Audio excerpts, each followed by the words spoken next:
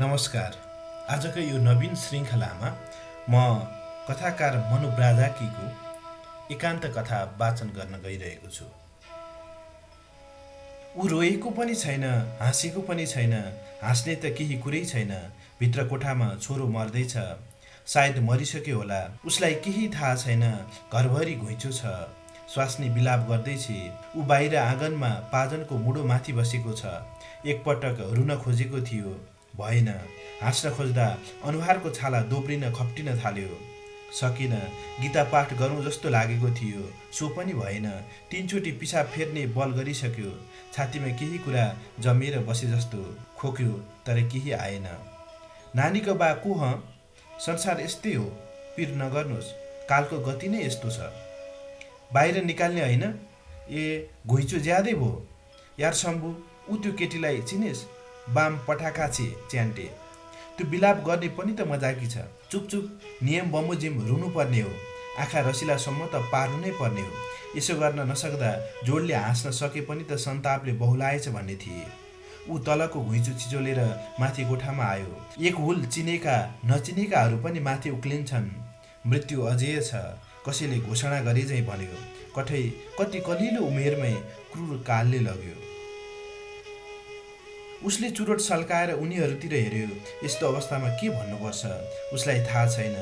ऊ निधार पुछ्न थाल्यो। उसलाई फेरि पिसाब फेर्न जाउँ जस्तो लाग्यो। उनीहरू अझै झोक्राएर अगाडि बसेका थिए। के भनौँ भन्दा भन्दै ऊ खस्रो स्वरमा बोल्यो, म सन्चै छु। उसले निकै शिष्टाचारपूर्वक भन्यो। अगाडि बसेकाहरू झस्किए तापनि केटी फकाउन बसे झैँ अड्डी लिएर बसिरहे। हेर्नुहोस्, मैले पनि चाहिँ पुत्र वियोग सहेँ। मेरो पनि छोर पोहोर साल डट। म रोएको त छैन। सबै मुखामुख गर्न थाले। तपाईँहरूको लागि चिया तयार पारौँ? उनीहरूलाई एक्कासी साँप कुल्चे जस्तो लाग्यो। झस्किएर फेरि मुखामुख गर्न थाले। हेर्नुहोस्, हामी त चाहिँ दुःख प्रकट गर्न डट। तपाईँहरूले दुःख प्रकट गरिसक्नुभयो। त्यो दुःख मैले ग्रहण पनि गरिसकेँ। अब अझै कति दिन चाहनुहुन्छ? उसले जोडले चुरोटको सर्को तानेर जामुनको बोटतिर हेर्न थाल्यो। यो जामुनको बोट यिनै दुःख प्रकट गर्ने भलाद्मीको हो, जसमा उसको छोराको लागि असङ्ख्य गाली र थप्पडहरू फल्थे। उनीहरूको निरर्थक औपचारिकताले कुनै चोट पुर्याएको थिएन, तर झर्को अवश्य लागेको थियो। मर्दा पर्दाका यिनीहरू नै होलान्, यो सोचेर ऊ व्यङ्ग्यपूर्वक हाँस्न खोज्यो। हुँदैन।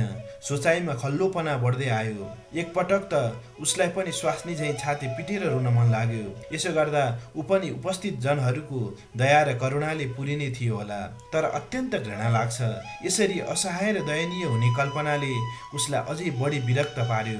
उनीहरू अझै एकछिनसम्म उसलाई घेरेर उभिरहे अनि त्यस कोठातिर लम्के जहाँ मर्दै गरेको अथवा उसको छोरो थियो।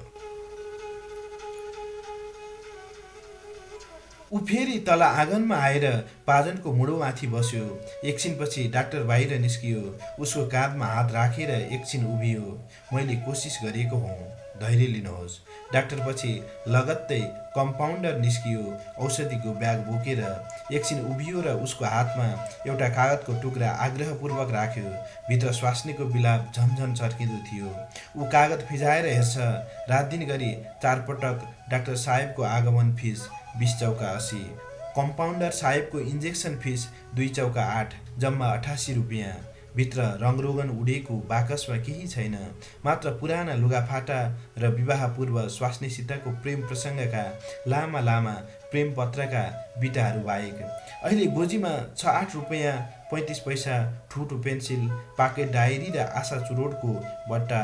कम्पाउन्डर एकछिन उभिराख्छ र जाने उपक्रम गर्छ। म अहिले जान्छु, धैर्य लिनुहोस्।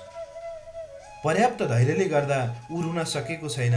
सहानुभूति प्रकट गर्नेहरूले आएर यति धेरै धैर्यका बिटाहरू बुझाए, जसले गर्दा उसले कतै राख्ने ठाउँ भेटाएको छैन।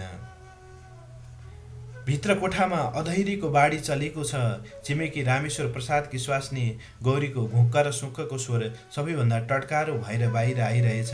यही गौरी जसलाई फकाउने सिलसिलामा रामेश्वरसित एक दिन खडाजङ्गी परेको थियो।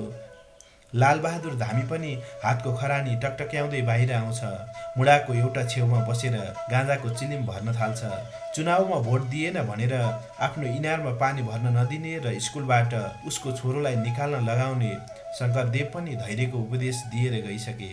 बाटो हिँड्नेहरू भित्र पस्दैछन्, घुइँचो बढ्दैछ। ऊ आत्तिन थाल्छ।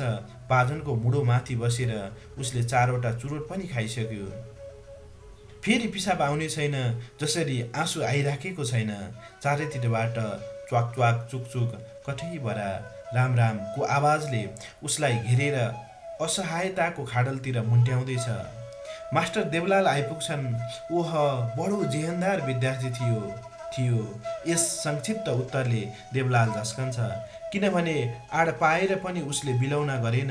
अनि शङ्करदेवसित मिलेर उसले नै उसको छोरोलाई स्कुलबाट निकालेको थियो। तर सामाजिक औपचारिकताले उसलाई घचघच्याउँछ। साँच्चै भन्छु, गणितमा यस्तो चलाक विद्यार्थी मैले आफ्नो जीवनभरिमा देखिनँ। नआत्तिनुस् स्मार्ट साहब, धैर्य लिनुहोस्। यसो भन्दा उसलाई आफूमाथि थपारिएको खोक्रो सहानुभूतिको भार केही हलुको परे जस्तो लाग्छ। देवलाल केही बोल्दैन र चुपचाप लालबहादुर धामीसित चिलिम लिएर गाँजा तान्न थाल्छ। घुइँचो भित्रबाट तुलसीको मठमा आइपुग्यो।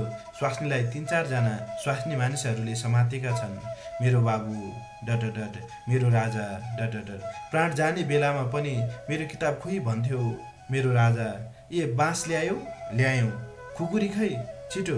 रामेश्वरकी स्वास्नी आफूलाई पतिव्रता सिद्ध गर्न बिस्तारै भन्छे। देख्नुभयो बाहुनीलाई हात हाल्न खोजेको पाप? चुप्ला, के कराउँछे? रामेश्वर आँखा तर्छ। ऊ उठेर जान लाग्दा मास्टरले सोध्छ, कता जान लाग्नुभयो? ऊ चुपचाप चर्पीतिर लाग्छ। चर्पीभित्र एकछिनसम्म टोलाइराख्छ। यहाँको शान्तिले उसलाई भित्रदेखि फुकाउँदै छर्दै खुकुलो बनाउँछ। एकान्तको मदानीले सम्पूर्ण विगतलाई मत्न थालेपछि ऊ एक्कासी टुक्रुक्क बस्छ र भावविह्वल भएर रुन थाल्छ। धन्यवाद।